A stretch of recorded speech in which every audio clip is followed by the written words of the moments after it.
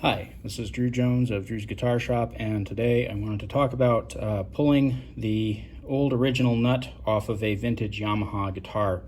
This is such a small task that normally I wouldn't want to do a video on something quite this basic, but this is an instance in which something that normally is basic turns out to have some complexities to it that perhaps might be unexpected if you haven't done this particular job on this particular guitar before.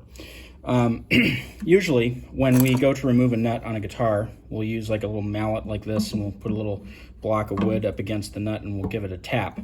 And in cases where the nut is actually properly fixed to the guitar, that is to say the nut is just in there with like a couple of little drops of super glue, which is all that is really needed to hold a nut in place, that's going to knock it loose. In cases with a lot of production guitars, usually the glue will be a little bit heavier, and that'll take a little bit more of an impact. In this case, though, the way that I am pretty sure, I'm not 100% on this, but I'm pretty sure that the way that these nuts were glued in is that these are a very, very cheap plastic, and I think that what happened at the factory at Yamaha was that these were probably just kind of painted on the bottom with a little bit of acetone or lacquer thinner, and then they were just stuck down on top of the wood.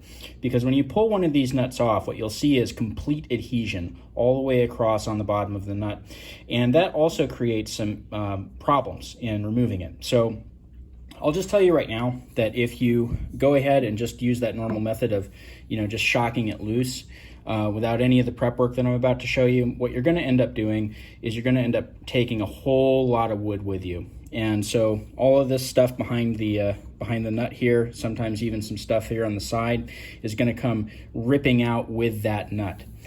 And obviously that's something that we want to avoid when pulling a nut off. We want this to be a quick and simple procedure.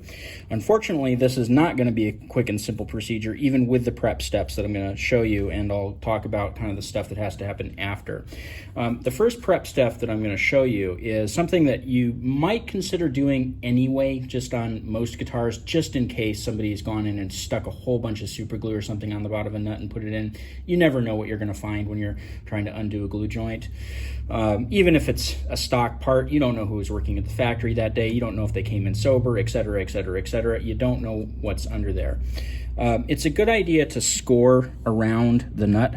And so I'm going to be taking this X-Acto knife with a fairly fresh blade, and I'm just going to be kind of using finger pressure. That is just applying pressure with my fingers. And I'm going to be putting it right in that corner behind the nut. And I'm going to be dragging it through. And what I'm trying to do is I'm trying to create a little fissure there. And so when that nut pops loose, it's going to want to kind of, if it's going to pull up wood, it's going to pull up wood behind that fissure and leave me with a nut slot, which is what I want. I'm also going to come up on the side, and I'm going to go ahead and score here. Now, one thing that I want to caution against is you don't want to cut this direction, because I don't care how good you are with a knife. If you slip there, that's going to be bad finish repair times for you. So let's not do that. Let's cut away from the instrument here. So we're just going to go ahead and, again, we're going to score. We're going to score. And usually on this side, what you'll end up with is you'll see some of the finish kind of flaking off, because these nuts are put on before the finish was put on. And so there's a little bit of finish that's going to be up on the side of that nut. And I'm sorry if this is going to be a little hard to see here, but I'm going to use kind of both hands to kind of get better control of the tool here. So I'm using my fingers here on this hand as a pivot point, and using my thumb and finger here to kind of direct that cut. And then we're going to go ahead and we're going to turn it over, and we're going to do the same thing on this side. This side is generally a little bit easier just because, I happen to be right-handed, so this is kind of the direction that my hands want to work in. And again, I'm going to be using my thumb here as a kind of a pivot point.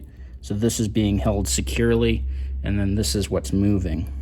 And so I'm just kind of using my finger pressure here to draw that knife blade across. And I'm going to give that several good cuts.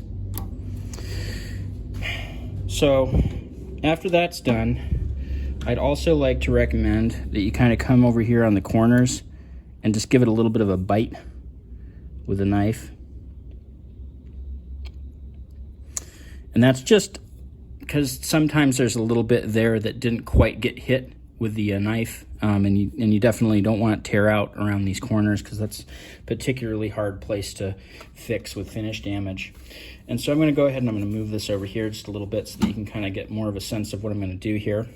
This is a block of just poplar that I use for keeping track of my frets when I'm doing a fret job. That's why these are all numbered. This can be anything basically that's nice and hard. If you got like a scrap piece of good hard plastic laying around, that's what this could be. This could be your you could even use your one of these radius blocks if you want. Something that's hard, that's going to transfer force really well.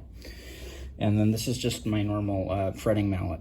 And so I'm just going to go ahead and I'm going to lay that headstock right on the table there, and I'm going to take this mallet and I'm going to give this a couple of really hard smacks. Usually you want to go kind of light with this, light and quick. With this, you're going to want to be a little bit harder, a little bit meaner, because again, there's a lot of adhesion on the back of that nut. And so you're going to need to break a lot more. And unfortunately, it's just going to take some wood with it. There's no preventing that unless you want to remove this thing chemically, which is a very messy process, and I don't recommend it, because anything that's going to dissolve that nut is also going to dissolve your finish and possibly adhere melted nut to your finish. So let's not go there. So I gave that a good smack, and going to go ahead and lift this up and show you what we're dealing with here. Now you see that the adhesion isn't complete, but it's pretty complete. Like, we have stuff sticking on here most of the way across, and right above where that truss rod is, it definitely did take some wood with it. Fortunately, that's going to be under the truss rod cover, so not super concerned about that as far as looks go.